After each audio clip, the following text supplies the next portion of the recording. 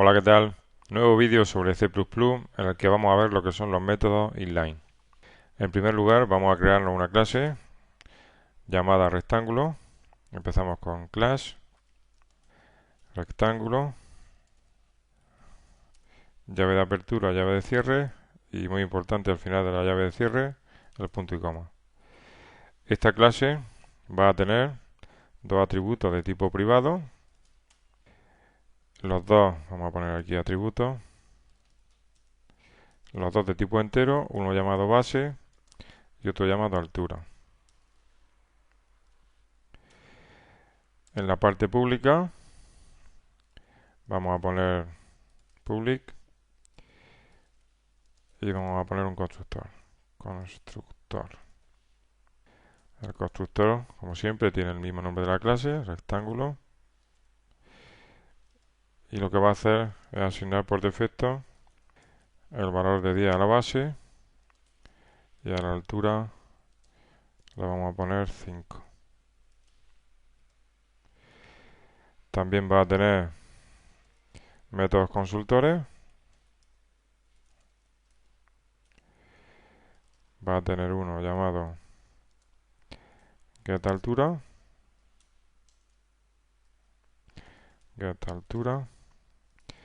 que nos va a devolver mediante return el atributo altura.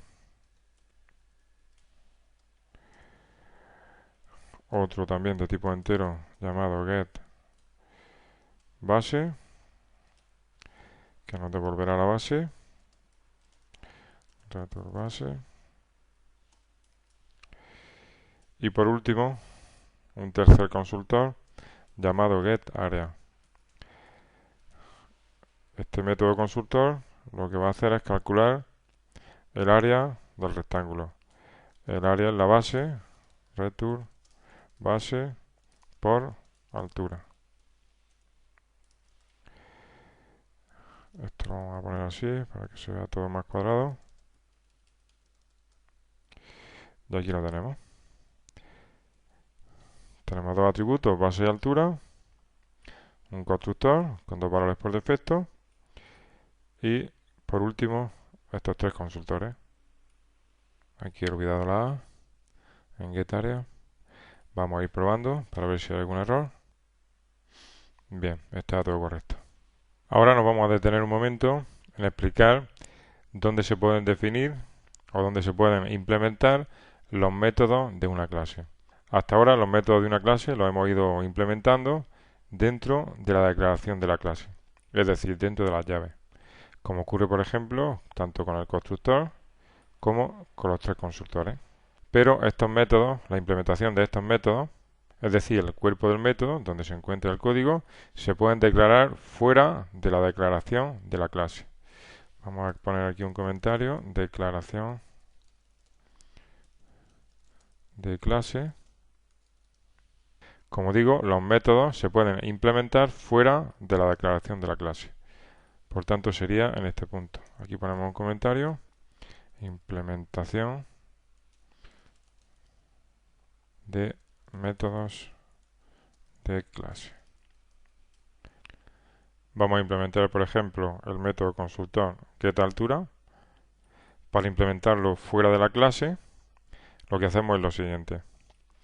En primer lugar, ponemos tipo de retorno, en este caso entero.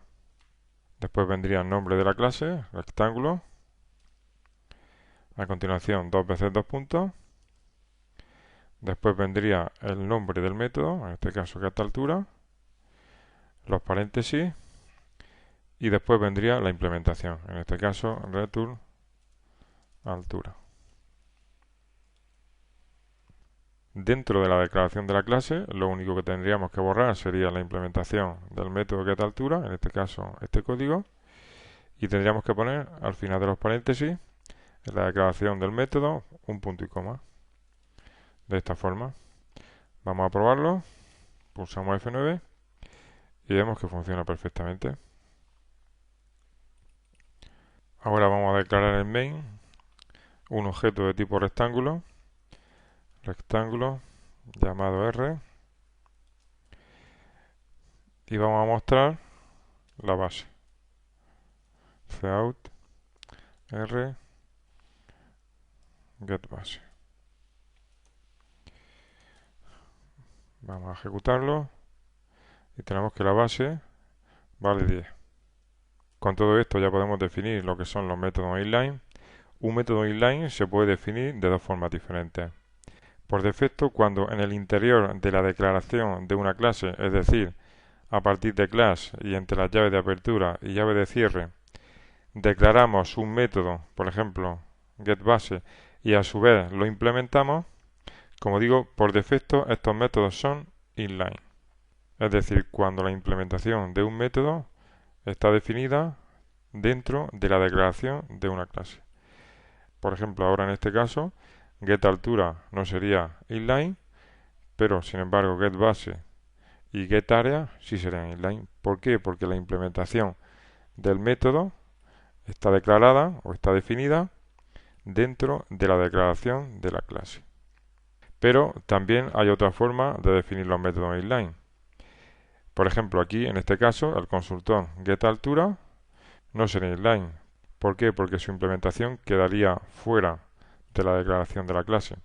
Pero hay una forma de hacerlo inline y es simplemente anteponiendo la palabra inline al método. En este caso, si yo pusiera inline, este método, a pesar de que la implementación esté fuera de la declaración de la clase, también sería inline porque en la declaración del método lleva la palabra inline. ¿Para qué sirve un método inline? Pues cuando definimos un método como inline, lo que ocurre es que en el lugar del programa donde se llama al método, se inserta directamente su código de ejecución, en lugar de producirse una llamada al método y un posterior retorno del resultado.